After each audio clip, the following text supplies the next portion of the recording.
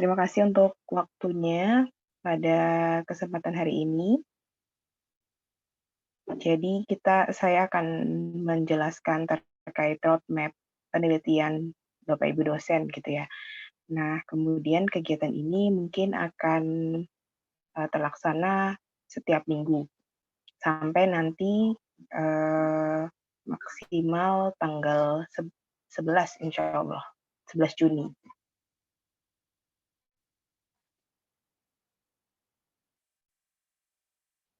Sebelum saya ke tujuan awal atau pembahasan terkait roadmap penelitian tersebut, kenapa sih diadakan sosialisasi ini gitu kan. Nah, Anda kan sekarang sudah calon semester 6. Berarti semester depan Anda akan melakukan tugas akhir gitu ya.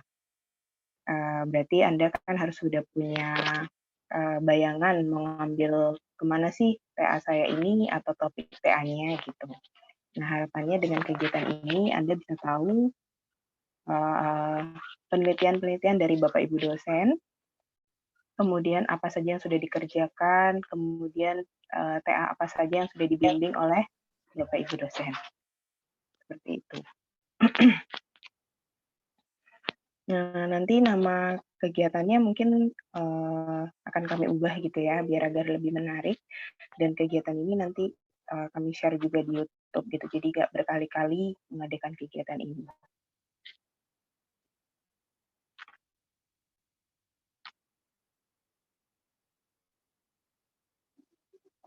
Saya lanjut. Nah, mungkin pembahasannya agak sedikit ke paling awal dulu, yaitu terkait visi dan misi. Karena biar tahu gitu ya, kenapa sih penelitiannya itu isinya mengkerucutnya kemana gitu. Mungkin buat teman-teman yang tahu atau mungkin sudah lupa ya terkait visi misi dari Prodi Matematika, yaitu sebagai pusat pengembangan matematika dalam bidang industri dan lingkungan di Kalimantan pada tahun 2025 melalui pemberdayaan potensi daerah. Jadi yang diingat di sini adalah pengembangan keilmuan di bidang industri dan lingkungan.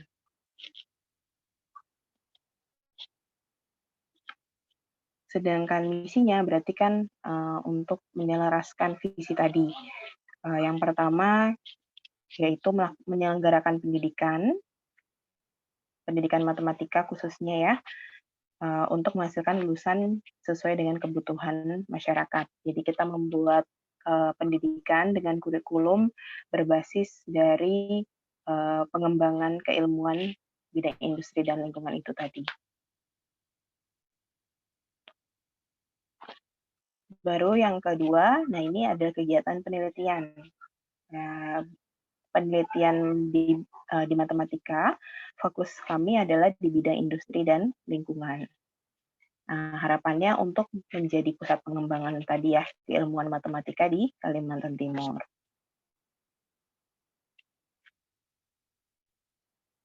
Selanjutnya menjalankan kerjasama dengan perguruan tinggi lain, industri, masyarakat, dan pemerintah. Dan tidak lupa menerapkan ilmu matematika dan terapannya dengan rangkaian pengabdian masyarakat.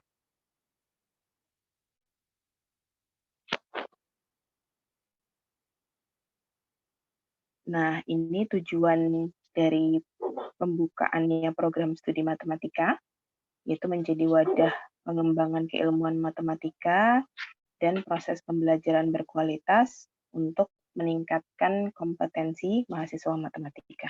Mungkin sisanya silakan Anda baca sendiri ya. Oke, sekarang kita ke profil dari matematika. Kita ke kurikulumnya terlebih dahulu. Anda tahu bahwa kurikulum kita baru ya di tahun 2020 ini masih tahun ajaran 2020. Sebenarnya konsepnya sama, yaitu pasti kita membahas terkait konsep dari matematika, kemudian pengembangan dari suatu model, fenomena yang kita modelkan, kemudian kontribusinya Jadi penerapan dari matematika itu kontribusinya apa? Dari kurikulum ini sebagai salah satu peningkatan dari visi tadi ya. Nah, kita membuat suatu fokus kajian, fokus keilmuan gitu ya. Karena sebenarnya fokus ilmu matematika itu kan sangat banyak ya. Anda tahu sendiri sebenarnya contohnya statistika itu dari matematika, ilmu aktuaria, sistem informasi, informatika, bahkan teknik itu semuanya juga masih fokus keilmuannya matematika. Tapi dari prodi matematika kita mengkerucutkan gitu ya, membesarkan fokus keilmuan kami ada 2, yaitu analisis dan aljabar, karena ini memang ilmu dari matematika ya, dari mbahnya matematika, bisa dibilang seperti itu. Kemudian yang kedua adalah matematika terapan. Jadi nanti Anda jangan bingung terkait fokus keilmuan dari prodi matematika.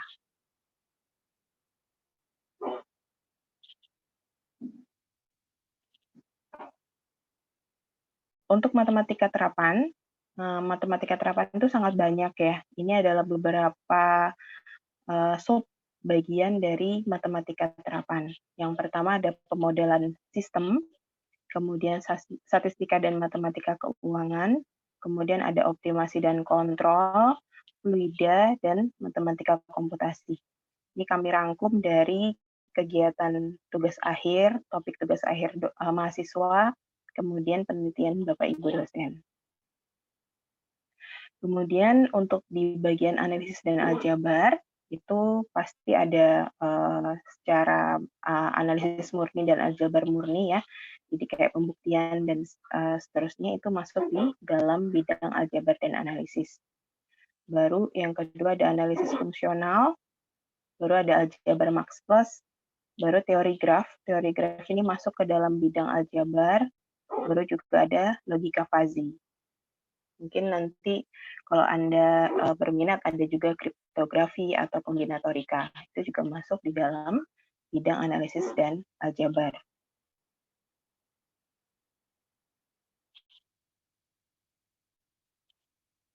Ini profil dari dosen matematika. Sebenarnya bukan itu yang saya ingin tunjukkan ya. Yang lebih dilihat itu adalah bidang keahlian dari Bapak Ibu dosen. Anda bisa lihat di IG Prodi Matematika. Jadi bisa dilihat saya itu bidang keahliannya itu di mana sih gitu ya. Kemudian Bu Indira di pemodelan matematika dan mekanika fluida. Bu Anissa matematika murni atau analisis, aljabar, dan sistem kontrol. Bu Win di aljabar, di graf, baru ada aljabar max plus.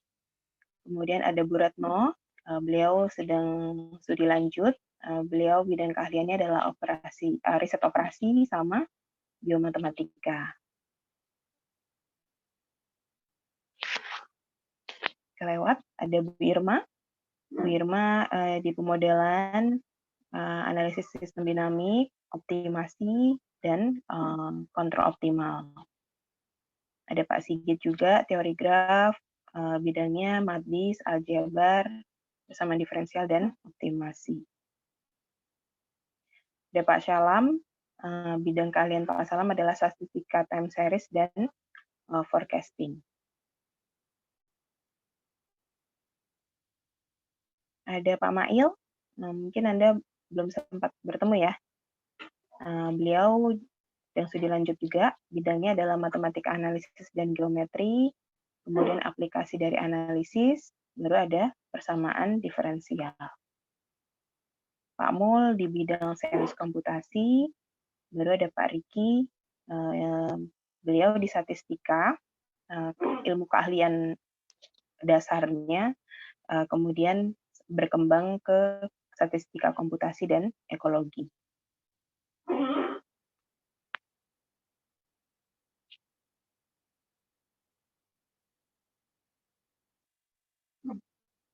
Kemudian ada Pak Aska di bidang statistika, matematika keuangan, dan aktuaria. Kemudian Bu Dina, ini juga sama seperti Pak Aska ya. Nah, sekarang akhirnya membentuk program studi baru, tapi beliau tetap bisa membimbing Anda dalam tugas akhir. Baru ada Pak Abrari. Pak Abrari di komputasi dinamika fluida, sistem dinamik, dan kontrol. Nah, mungkin kalau dibilang bidang keahlian seperti ini, mungkin di teman-teman ini masih bingung gitu ya. Apa namanya, kalau keahlian, oke, tahu keahliannya itu gitu kan. Tapi mungkin penerapannya seperti apa sih? Mungkin itu ya yang maksud dan tujuan dari kegiatan ini, seperti itu. Nah, ini saya buat suatu tabel terkait apa aja sih yang sudah dikerjakan selama ini, penelitian atau tugas akhir dari kakak-kakak tingkat Anda maupun penelitian dari Bapak Ibu dosen. Dalam pemodelan sistem, dalam bidang matematika terapan, yang tadi sudah saya jelaskan, beberapa fokus kajian ilmuannya, misalkan di pemodelan sistem, itu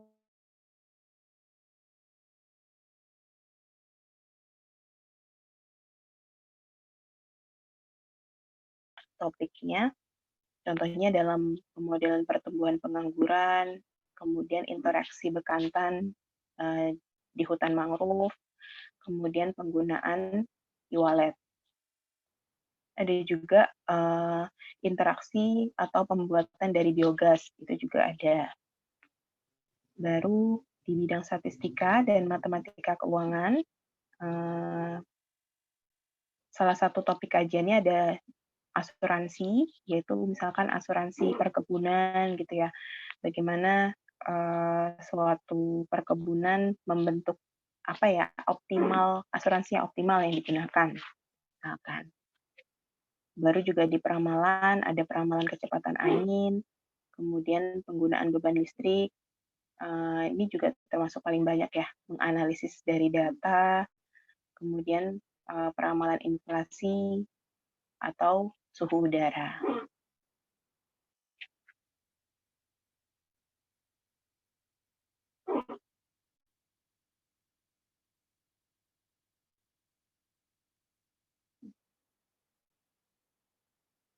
Selanjutnya, pada optimasi dan kontrol. Keilmuannya kendali optimal ya, atau kontrol optimal. Contoh atau beberapa topik kajian keilmuannya, ada analisis jalur, sistem kendali lalu lintas, jadi bagaimana membuat sistem optimasi pada suatu lalu lintas gitu ya, biar nggak macet, misalkan biar nggak rame, dan seterusnya. Kemudian mengkontrol suatu keadaan juga ada, atau memprediksi suatu kejadian. Kalau fluida ini persamaan diferensial parsial ya. Jadi sebenarnya sama-sama pemodelan fluida, di mana memodelkan contohnya adalah penyebaran polusi udara, kemudian ini sepertinya copy paste yang benar yang ini aja ya, model matematika penyebaran polusi udara. Baru juga ada yang penyebaran minyak gitu ya, itu juga salah satunya masuk di dalam bidang fluida.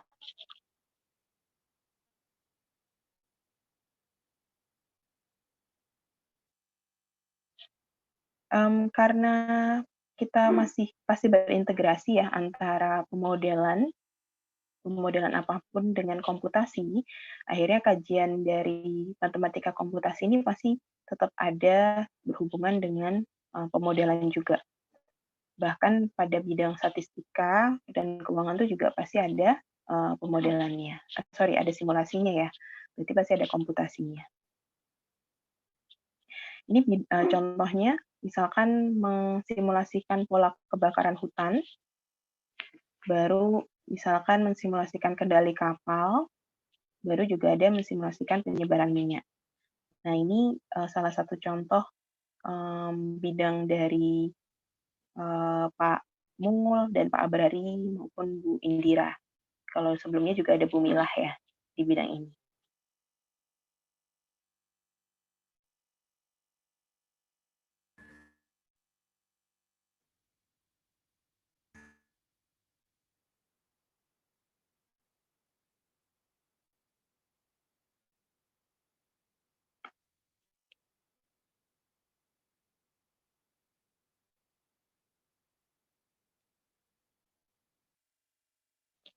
Baik, saya lanjutkan. Kalau tadi terkait matematika terapan, sekarang kita ke bidang analisis dan aljabar.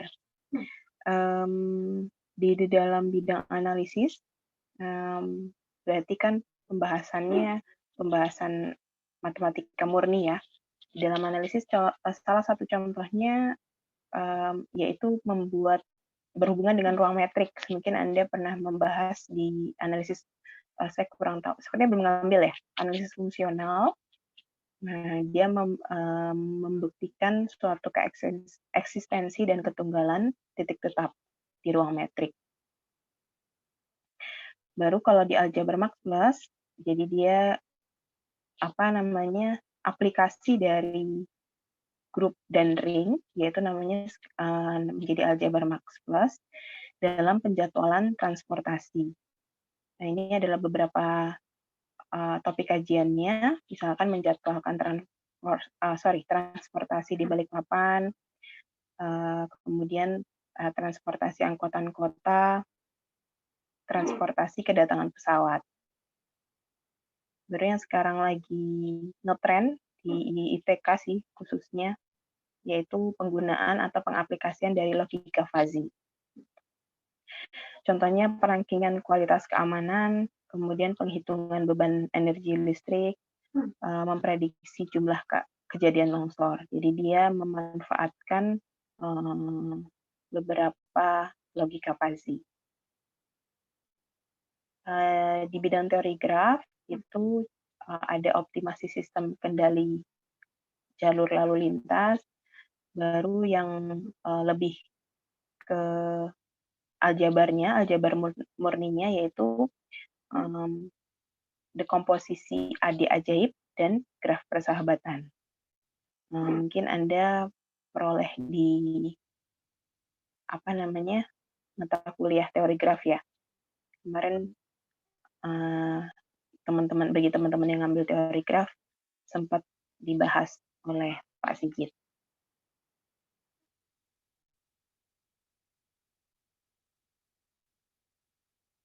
Nah, sekarang saya membahas ke pengambilan tugas akhir.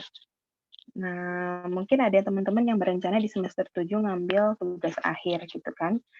Nah, sebelum ke sana Anda harus tahu terlebih dahulu syarat SKS lulus saat melakukan pendaftaran TA.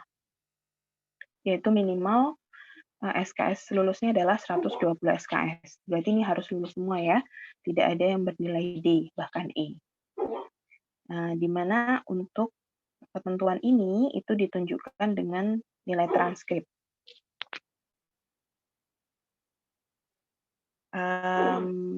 Mungkin nanti akan saya kasih tahu kapan pendaftarannya. Nah, saat pendaftaran tersebut mungkin saja Anda belum mendapatkan transkrip di semester 6. Karena pembimbing TA itu diplotkan sebelum semester 6 selesai berakhir gitu ya. Nah, oleh karena itu kami membuat suatu kebijakan kalau misalkan saat Anda nanti berencana di semester 7 mau mengambil TA, berarti kan transkripnya mungkin belum memenuhi sampai 120 SKS. Berarti wajib menunjukkan transkrip terakhir, berarti transkrip hingga semester 5, kemudian FRS di semester sebelumnya atau di semester 6. Nanti biar hitungannya tepat gitu ya, transkrip semester 5 ditambah semester 6 itu memenuhi 120 SKS. Kemudian membuat surat pernyataan bahwa total besaran SKS-nya telah memenuhi jika mata kuliah di semester 6 lulus gitu. Untuk format surat pernyataannya nggak ada ya, jadi Anda membuat sendiri, menyatakan kejujuran gitu ya, bahwa benar-benar total total SKS-nya memenuhi.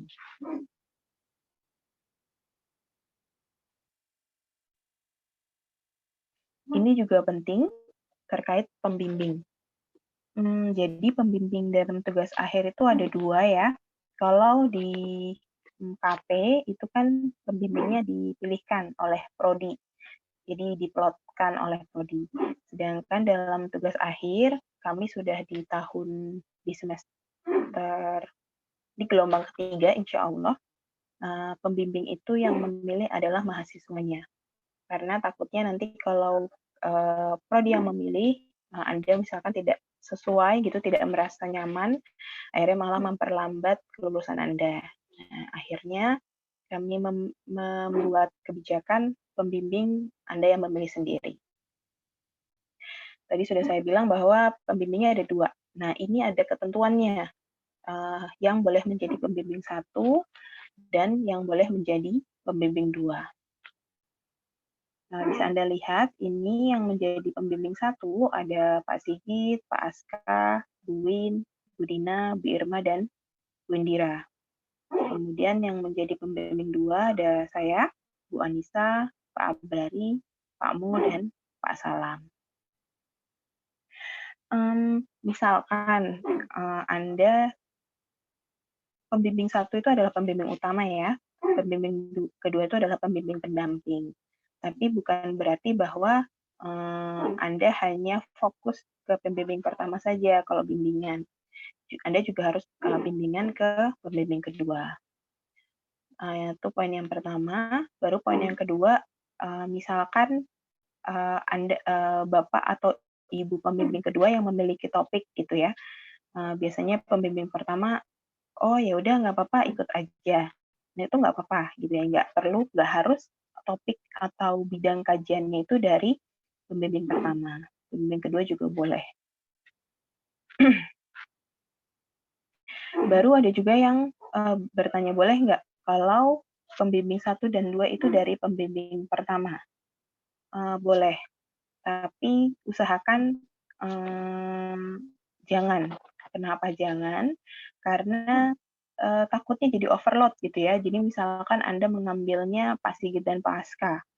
Nah nanti kasihan teman-teman yang lain nanti nggak punya pembimbing pertama. Karena pembimbing pertama ini kebetulan semoga saja ya di semester depan bisa bertambah gitu.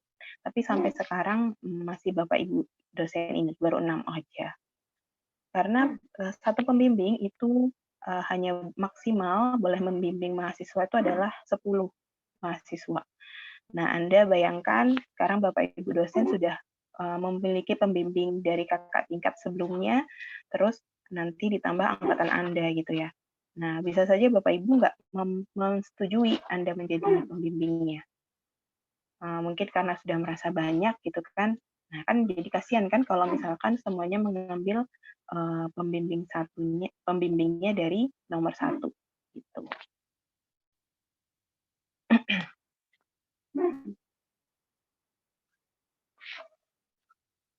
Nah, ini jadwal penting.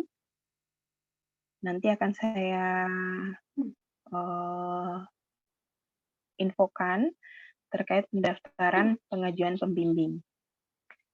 Seingat saya tanggal segini itu nilai transkrip belum keluar gitu ya. Ini bahkan belum UAS, seingat saya. Tujuan dari kegiatan ini adalah jadi Anda sudah mulai bersiap-siap. Saya mau pembimbingnya siapa sih gitu.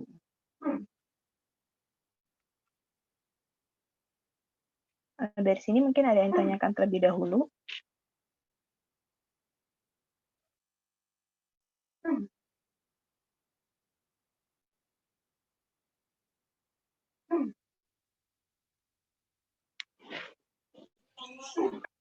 Bu, saya ingin bertanya, Bu. Silakan. Saya Anita, saya mau bertanya, Bu, terkait pembimbing. Kalau misalnya sewaktu-waktu pembimbing 1 menyarankan untuk topik analisis, terus tuh pembimbing 2 menyarankan untuk topik statistika, Bu, itu gimana, Bu? Pembimbing 1 menyarankan topik analisis, yang kedua statistika gitu ya. Pasti semua pembimbing itu akan bertanya, kalian punya topik apa? Jadi sebenarnya Bapak Ibu dosen akan menawarkan ke kalian terlebih dahulu. Jadi kalian tuh maunya kemana gitu. Kalau misalkan pasti Bapak Ibu dosen insya Allah tidak akan memberatkan atau sampai ada terjadi konflik gitu ya terkait topik. Pasti ada yang akan mengalah gitu. Baik, Bu. Jadi intinya terserah Mita nanti maunya kemana.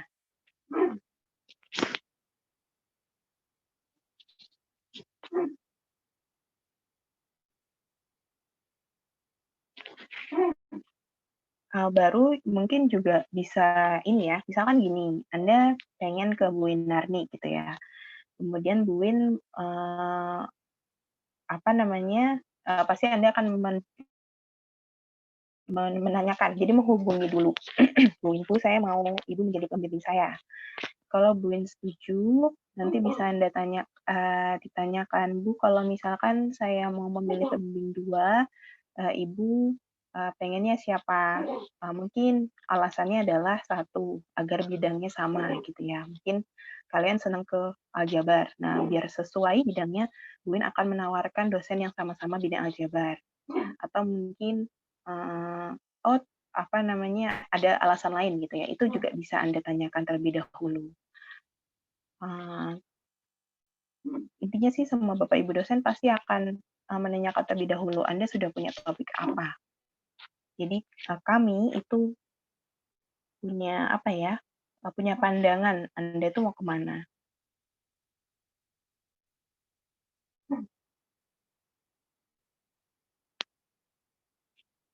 Dan begitu sebaliknya ya, kalau Anda tertarik di dosen pembimbing 2, bisa ditanyakan juga.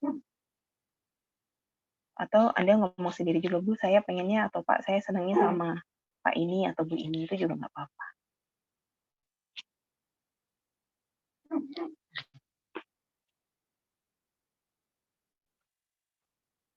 Ada lagi?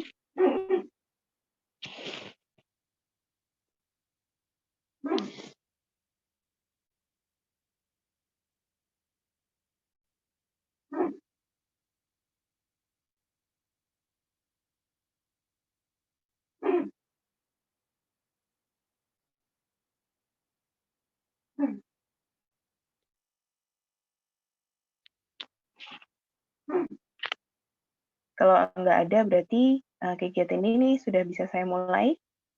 Dimulai dari saya ya.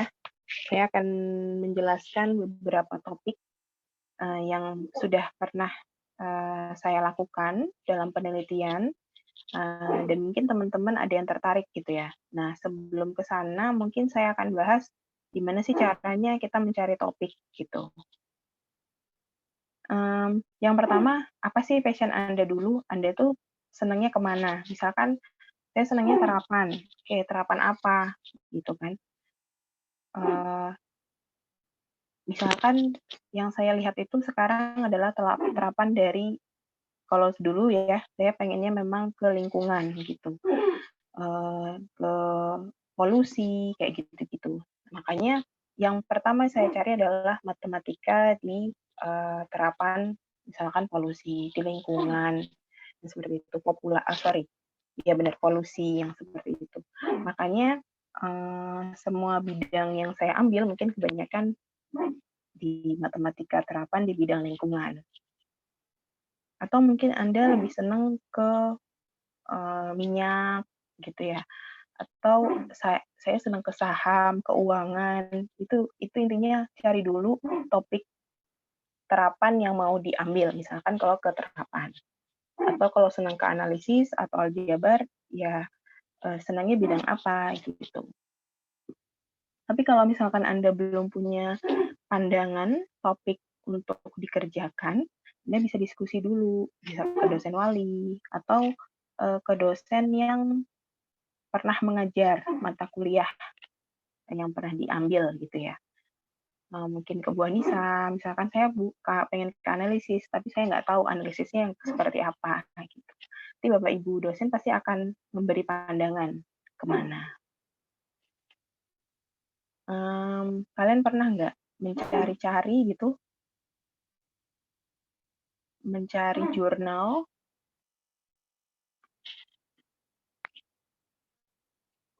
biasanya kan sudah pernah ya diberikan tugas sama Bapak Ibu dosen. Pernah nggak bagaimana mencari topik di jurnal? Bentar ya, saya coba ganti share-nya.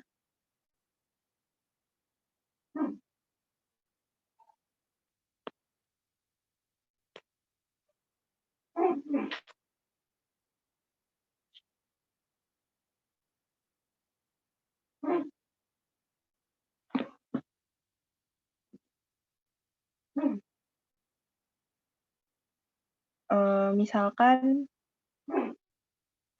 kita ngambil ke jurnal matematika terlebih dahulu.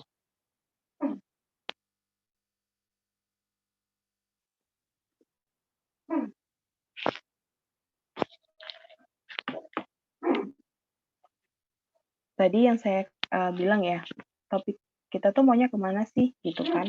Nah, kita contohkan saya saja ya. Saya bilang bahwa saya tuh senang ke lingkungan. Waktu dulu saya tuh pengennya ke populasi. Jadi ya sudah, pollution in mathematics model. Nah, nanti Anda akan banyak ditautkan beberapa website yang berhubungan dengan polusi. Nah, kalau misalkan Anda keuangan, ya sudah berarti cari keuangan di matematik model, begitu. Tapi biasanya ada beberapa artikel itu yang berbayar. Nah, ini mungkin yang agak kesulitan Anda mendownloadnya ya. Terus gimana sih saya tahu bahwa ini adalah paper yang tepat yang mau saya angkat gitu ya, atau yang mau saya pakai. Jadi caranya adalah kita scanning, kita baca dulu pelan-pelan. Ini tuh model matematikanya seperti apa sih? Mereka tuh mau ngapain sih di di paper ini? Baru Anda baca. Saya bisa baca nggak sih persamaan-persamaan yang ada di sini? Itu juga cukup aneh ya. Oh, kayaknya saya pernah lihat deh do seperti ini. Kayaknya saya ngerti gitu. Itu juga sebagai tips ya untuk melihat saya nyambung nggak dengan topik ini. Nah, nanti mungkin pasti nggak semua ya. Dari semua persamaan ini saya mengerti maksudnya apa gitu. Tapi setidaknya minimal ada setengah dari paper ini, misalkan ada dari 5 lembar, berarti ada setengahnya itu kita memahami maksud dari paper tersebut. Nah, kalau misalkan Anda tertarik, berarti itu sudah bisa menjadi acuan dari topik Anda. Itu dulu kalau saya mencari TA seperti itu ya. Dan tidak semuanya akan mudah. Dalam sekali nyari itu gampang, itu enggak. Bisa berkali-kali ya. Bahkan ditolak itu juga sering gitu ya. Mungkin karena terlalu sulit atau bidangnya dengan dosen tidak sama gitu. Bahkan kalau dulu saya ya udah nanti cari pembimbing yang lain aja, itu juga pernah. Jadi karena saya pengen sama dosen itu, ya saya cari yang sesuai dengan topiknya. Itu sih kalau beberapa pengalaman ya untuk dalam mencari topik.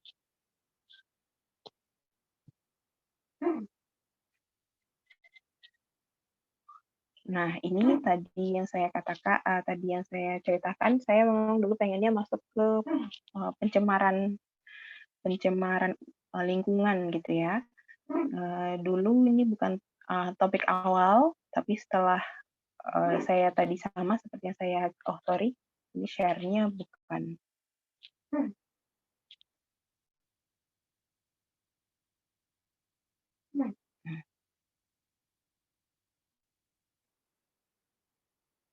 Ini yang saya jadi jelaskan, ini menjadi topik tugas akhir saya gitu. Waktu itu lumayan panjang paper yang saya pakai. Nah, ini juga menjadi kebijakan Anda sebenarnya. Apakah mau semua dibahas atau setengahnya? Misalkan Anda merasa berat gitu ya.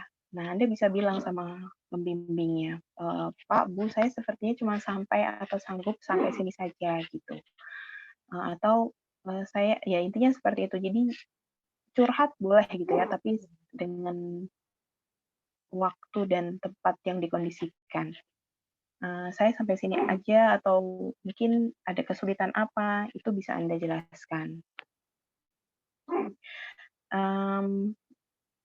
Kegiatan topik TA saya atau topik penelitian saya kan ke pemodelan matematika ya. Jadi memodelkan populasi, kalau di sini adalah populasi satu spesies pada lingkungan yang tercemar. Nah, di sini ada waktu tundanya. Nah, waktu itu paper yang saya acu itu waktu tundanya double waktu tunda. Yang saya bilang tadi bahwa karena saya merasa itu terlalu berat, saya hanya ambil sampai waktu tunda yang pertama, seperti itu. Baru untuk ini adalah topik tesis. Waktu itu karena ada mata kuliah gitu ya, mata kuliahnya itu membahas terkait turunan fraksional. Nah, jadi Anda mungkin akan banyak waktu saat mencari topik itu banyak materi atau banyak topik yang belum pernah diajarkan di perkuliahan. Kayak baru semua gitu. Itu wajar. Kayak contohnya waktu tunda ini tidak diajarkan di perkuliahan. Kalkulus fraksional itu tidak diajarkan di perkuliahan gitu. Waktu itu kebetulan memang biasanya mata kuliah pilihan itu ada beberapa kajian yang baru gitu ya. Nah, waktu itu kami disuruh memilih ada namanya kalkulus fraksional atau mengambil kepersamaan diferensial stokastik. Nah, karena saya merasa bidang statistika saya kurang, bagian stokastik saya kurang, saya ngambilnya ke kalkulus fraksional gitu. Kemudian ini 2 penelitian selama saya di ITK. Tetap sama terkait pemodelan, tapi yang ketiga ini membahas terkait hutan mangrove, kemudian di dalam hutan tersebut ada bekantannya. Yang terakhir, pembuatan biogas ya, sebagai renewable energy. Nah, itu beberapa topiknya. Mungkin saya sedikit sneak peek gitu ya. Dalam kenapa sih pembahasan topik TA saya itu terkait apa gitu ya. Tadi sudah saya jelaskan terkait populasi ya pastinya. Nah, mungkin ini hanya latar belakangnya dari pembuatan atau acuan dari topik TA tersebut. Intinya banyaknya populasi akhirnya membuat terjadinya pencemaran di lingkungan. Nah, yang mau dilihat di sini pada topik tersebut adalah bagaimana sih interaksi antara 3 kompartemen, yaitu satu populasi. Jadi populasi yang dilihat itu hanya satu. Misalkan kita membahasnya ikan gitu ya. Ikan di dalam suatu kolam, kemudian di kolam tersebut ada banyak pencemaran, misalkan limbah pabrik atau limbah dari sampah gitu ya, itu dimasukkan dalam satu polusi. Nah, kemudian pastikan di dalam ikan tersebut akhirnya ada pencemaran juga ya, ada polusi juga. Nah, itu yang mau dilihat interaksinya seperti apa.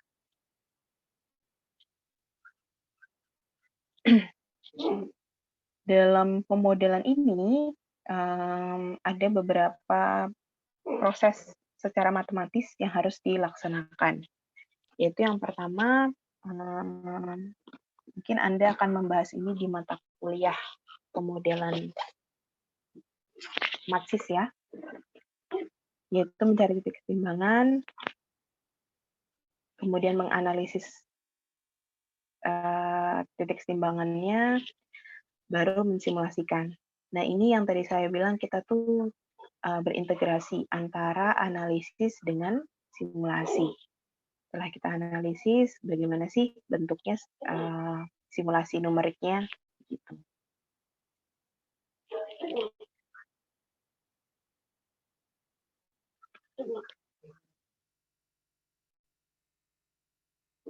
Tadi yang saya jelaskan ya. Jadi yang kita lihat di sana itu ada 3 konsentrasi pertumbuhan. Pertumbuhan dari populasi, pertumbuhan dari racun, yang di dalamnya ikan, kalau tadi kan saya contohkan ikan, kemudian di dalam lingkungan itu sendiri.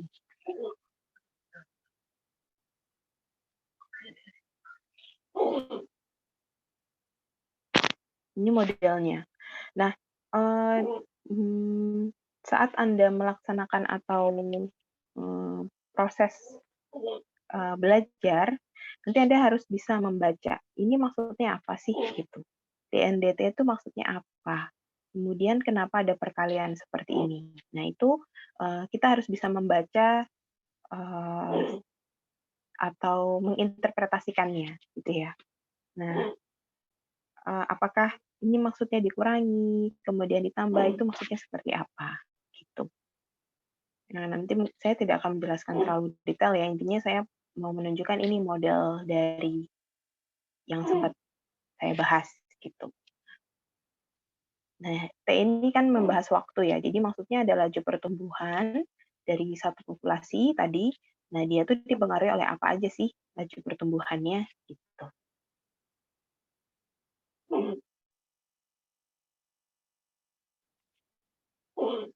Kemudian tadi ada yang, oke mungkin saya lanjut ya, ke sini saja.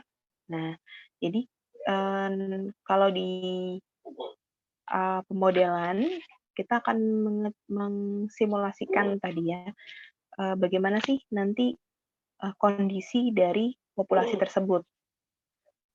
Ternyata setelah kita simulasikan, terlihat bahwa nanti mereka itu akan menuju populasi yang optimal pada titik ini, misalkan. Jadi mereka bisa saling hidup secara bergantungan satu sama lain gitu ya, antara populasi, antara pencemaran di dalam tubuh populasi, kemudian dengan pencemaran di dalam lingkungannya gitu. Jadi mereka bisa survive bareng-bareng, intinya seperti itu. Karena nilainya tidak nol ya.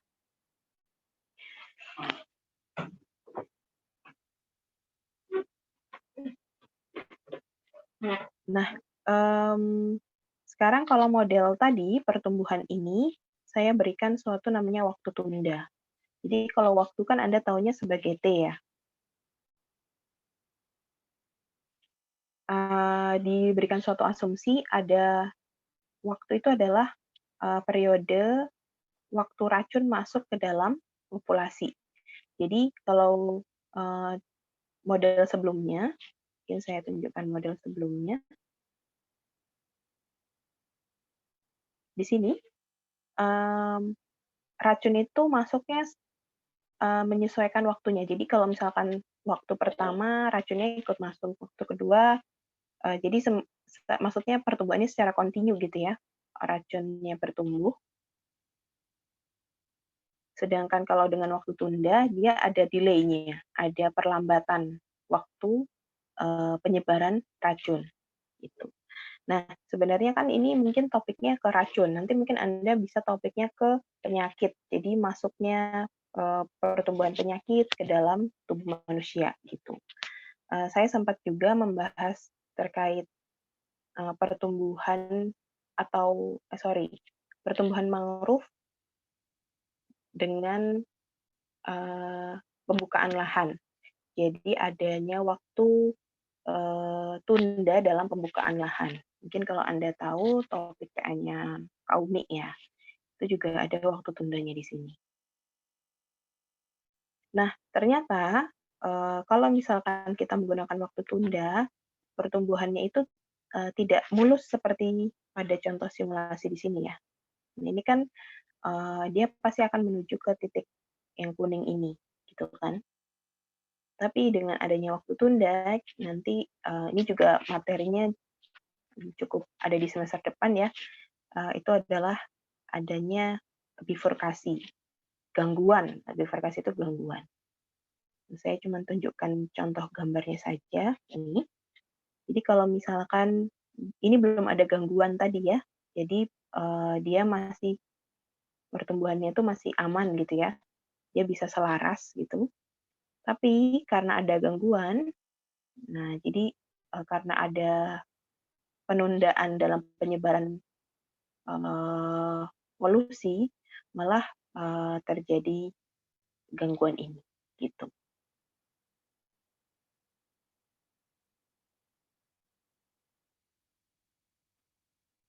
Mungkin dari sini ada yang tanyakan terlebih dahulu?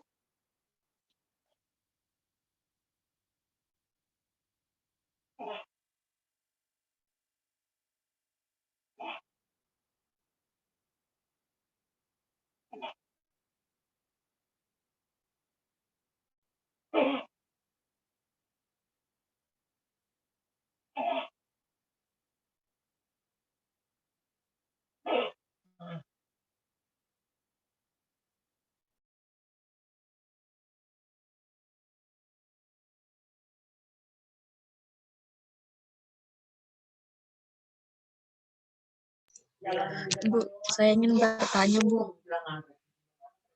Ya, silakan. Kan ini, Bu, kalau mau TA kan harus ada datanya kan, Bu. Nah, kalau ini tuh dia datanya dari mana ya, Bu? Nggak semua TA itu harus menggunakan data ya. Kalau contohnya pada penelitian saya simulasi. Jadi mensimulasikan.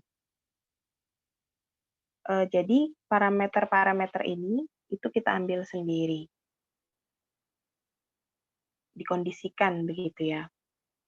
Nah, tapi mungkin ada beberapa yang harus kita samakan persepsinya. Misalkan kayak, maksudnya parameter ini benar nggak sih di dunia nyata tuh ukurannya tuh bisa kita katakan sebagai 1,78 gitu. Jadi nggak semuanya menggunakan data.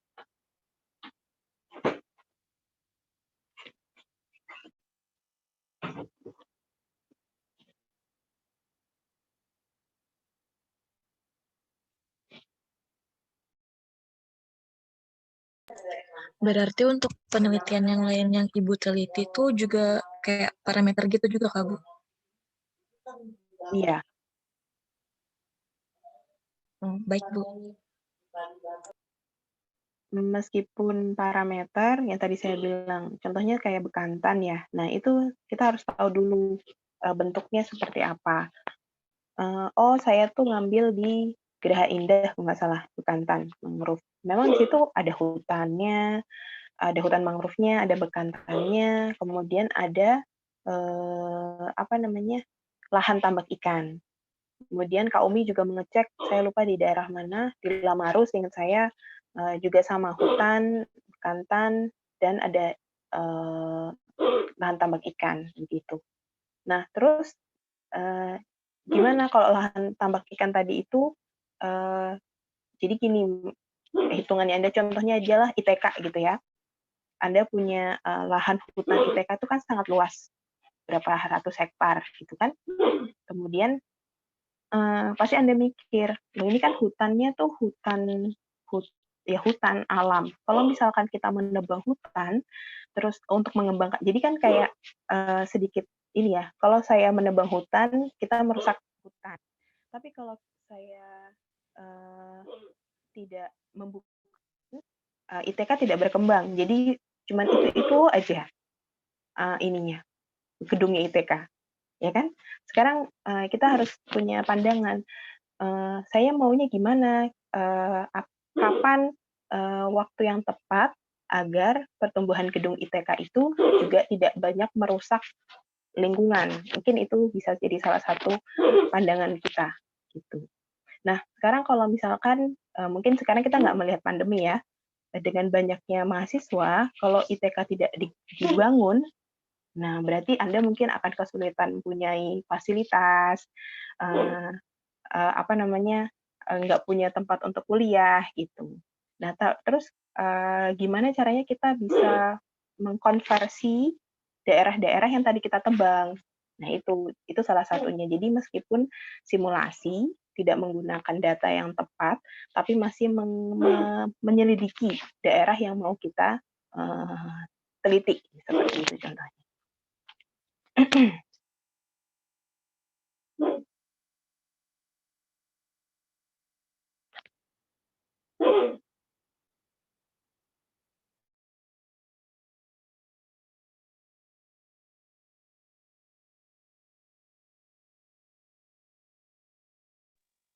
Saya lanjutkan kalau tidak ada pertanyaan.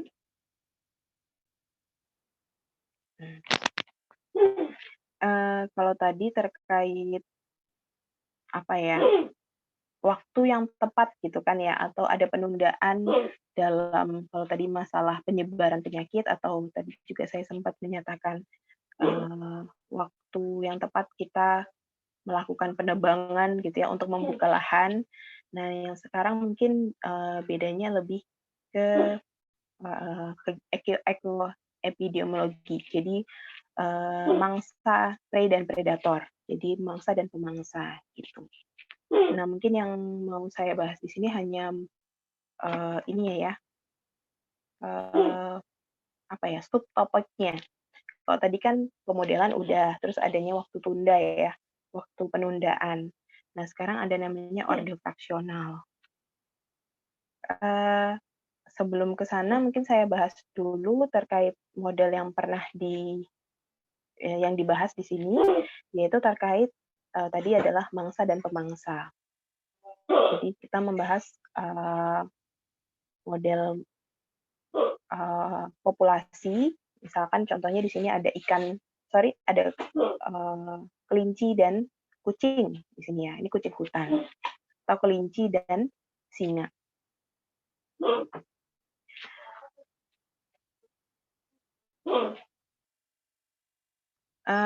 Kemudian apa sih matematisnya yang saya gunakan di sini ya, itu ada namanya kalkulus fraksional.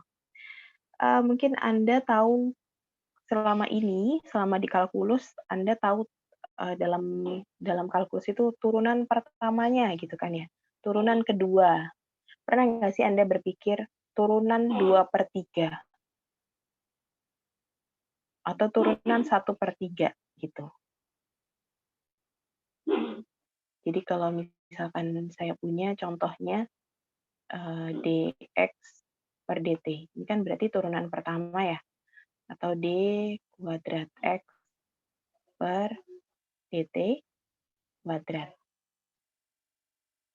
Nah, sekarang saya punya d alpha x per dt alpha. Alpha ini menyatakan turunan, tapi turunannya itu bukan turunan di atas 1. Jadi alpha itu antara 0 dan 1. Namanya kalkulus fraksional atau pecahan gitu ya. Kalkulus yang berbentuk pecahan, tapi pecahannya dari 0 sampai 1. Kalau di dalam model matematis pemodelan, nah kalkulus fraksional itu menyatakan kondisi yang mempertimbangkan keadaan sebelumnya. Jadi kayak history, kayak history itu apa? Sejarah gitu ya. Jadi cerita sebelumnya. Jadi dia masih memikirkan, oh kalau dulu saya punya kebiasaan A gitu. Nah nanti berarti saya harus memikirkan kebiasaan saya. Jadi dia bergantung terhadap keadaan sebelumnya gitu. Itu terkait apa namanya pengembangan pembelajarannya gitu ya. Nah, sama seperti tadi waktu mengerjakan topik TA sebelumnya, mencari analisisnya, ini model awalnya ya, kan mirip ya DSDT dan seterusnya, tapi bedanya adalah di sini saya memikirkan atau melihat cerita dari atau pengalaman dari model tersebut, model sebelumnya. Pertumbuhannya juga sama, tapi karena adanya pengalaman sebelumnya, mohon maaf, filenya kemarin sempat rusak, jadi saya berikan contoh pada paper saja.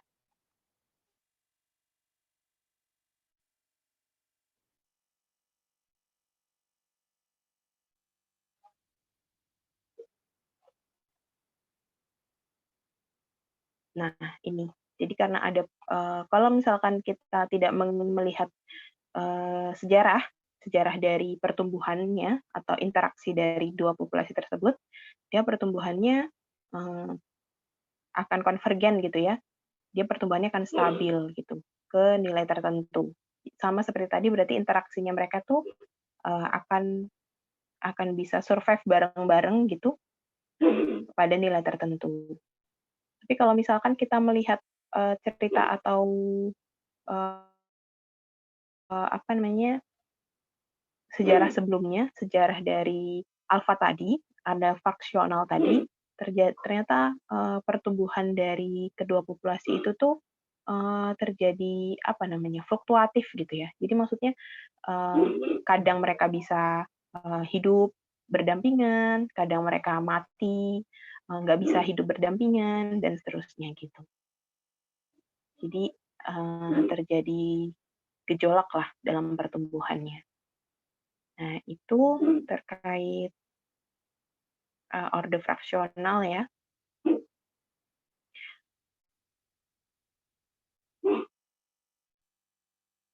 Mungkin itu sih terkait topik yang pernah saya bahas atau dalam tugas akhir maupun tesis saya.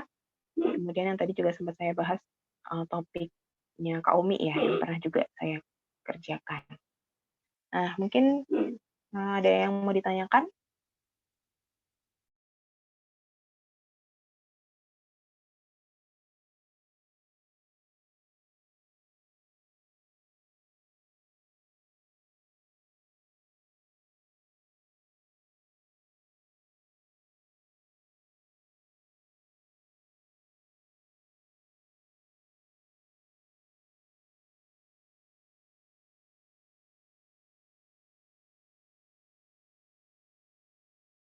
Atau masih bingung ya? Kayak, aku kayaknya masih belum punya pandangan.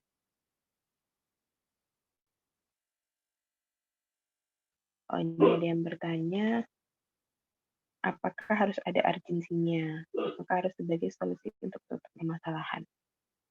Iya, tapi permasalahannya, solusi dari permasalahan itu bukan yang gimana ya, harus segera sekarang gitu, enggak. Nanti kan ada ininya ya, misalkan di 5 tahun ke depan atau 10 tahun ke depan gitu. Contohnya yang saya berpikir urgensi di sini adalah karena mungkin saya mencontohkan kayak tadi ya ITK dan hutan mangrove. Nah, contohnya hutan mangrove aja. Ternyata bahwa pertumbuhan dari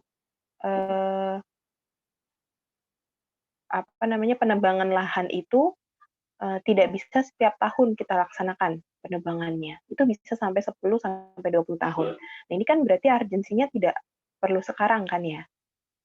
Atau mungkin kalau Anda mungkin berpikir urgensi itu kayak contohnya penyebaran COVID gitu kan. Apakah tahun 2021-nya harus selesai apa namanya, pertumbuhan apa namanya, penyelesaian dari COVID ini gitu.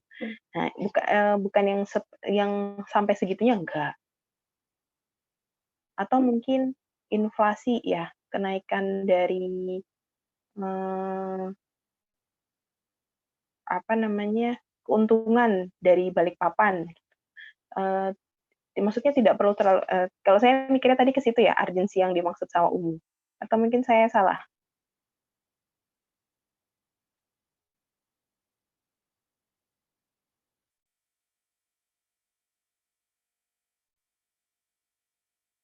Mungkin karena kita membahasnya terapan ya. Kalau terapan itu kan berarti yang tadi saya bilang, apa sih yang menjadi keinginan Anda gitu? Apa sih yang menjadi ya kecemasan bisa dikatakan seperti itu ya. Tapi kalau misalkan Anda membahasnya nggak ke sana juga nggak apa-apa. Nggak sampai urgensi yang seperti yang dimaksud tadi nggak apa-apa.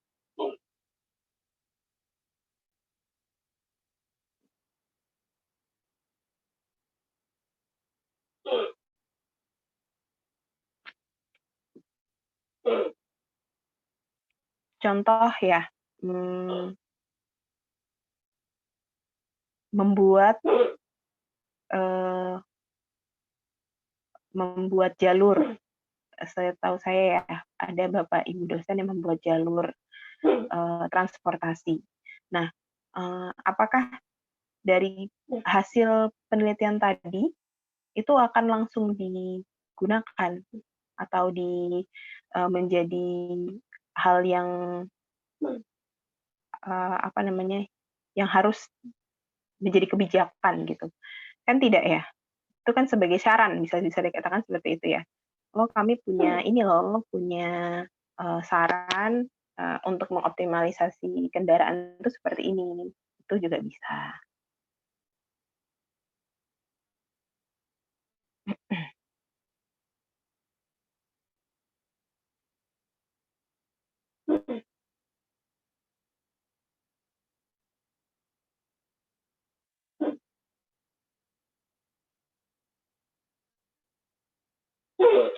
Saya berikan ini ya, absen untuk kegiatan hari ini.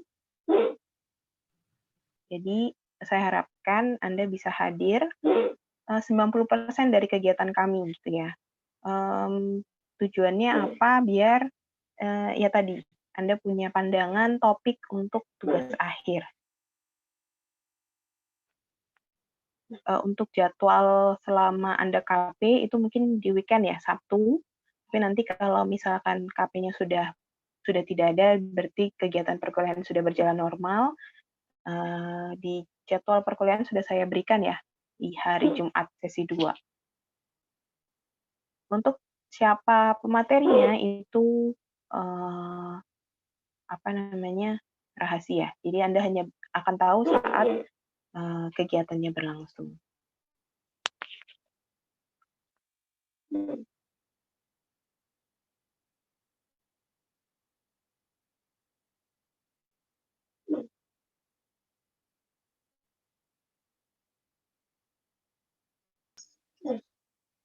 Bu, saya ingin bertanya, Bu. Silakan, Nita. Saya mau bertanya, Bu. Ibu pada saat mengerjakan penelitian itu butuh waktu berapa lama ya, Bu? Ya, pertanyaan yang sangat bagus. Ya, itu memang perlu di ini ya.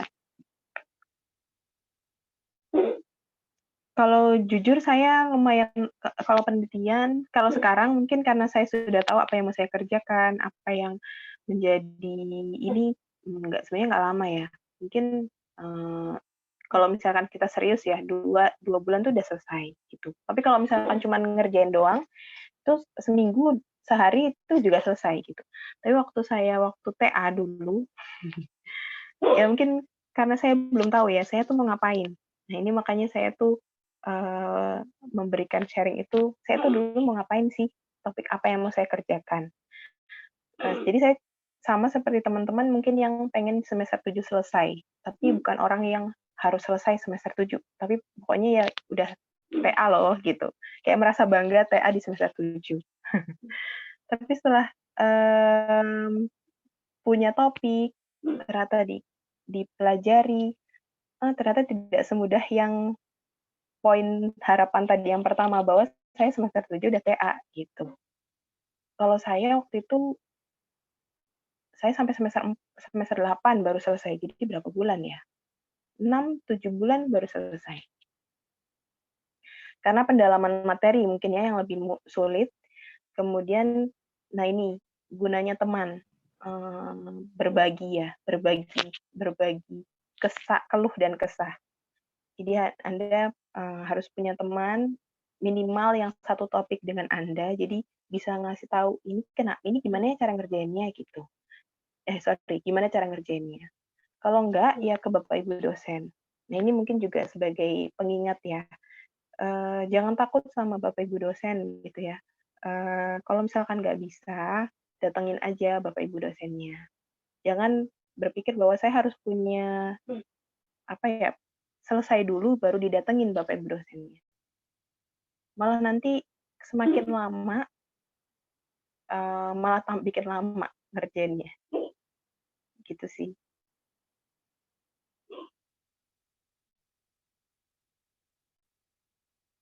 Baru yang kedua, pengalaman ya, simulasi itu juga termasuk sulit, termasuk lama. Karena kan kita harus ngutak-ngutik ya, pengennya kan, hasilnya seperti ini gitu kan, ternyata nggak dapet, itu sih juga termasuk lama di simulasi.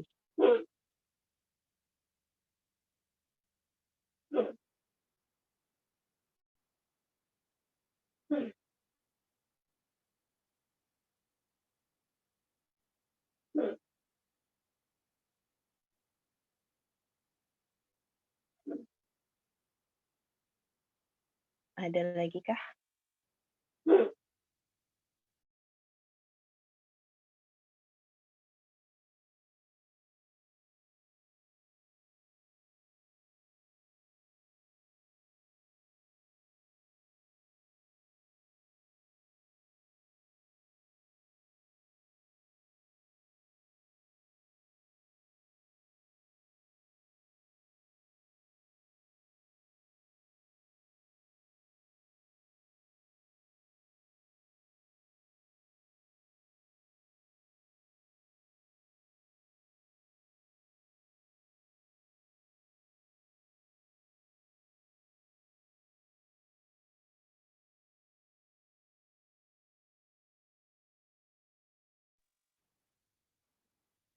Saya tunggu 2 menit lagi ya.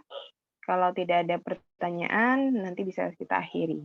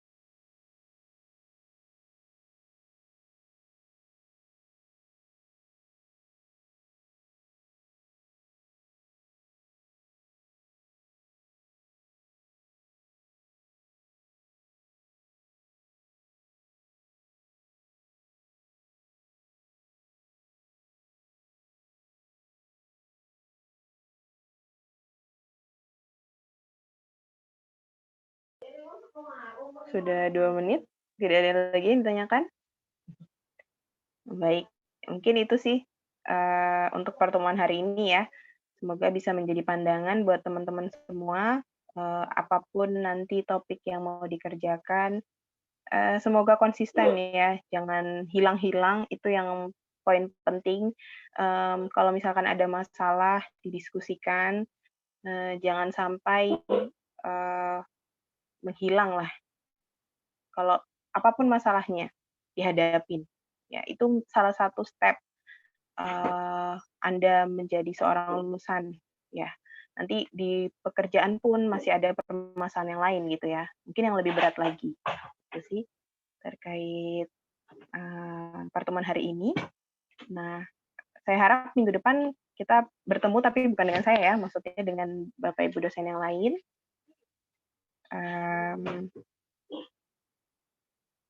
Oke, mungkin itu saja dari saya. Terima kasih. Selamat pagi. Selamat beraktivitas kembali. Wassalamualaikum warahmatullahi wabarakatuh. Waalaikumsalam, Bu. Terima kasih, Bu. Waalaikumsalam. Terima kasih, Bu. Iya, sama-sama.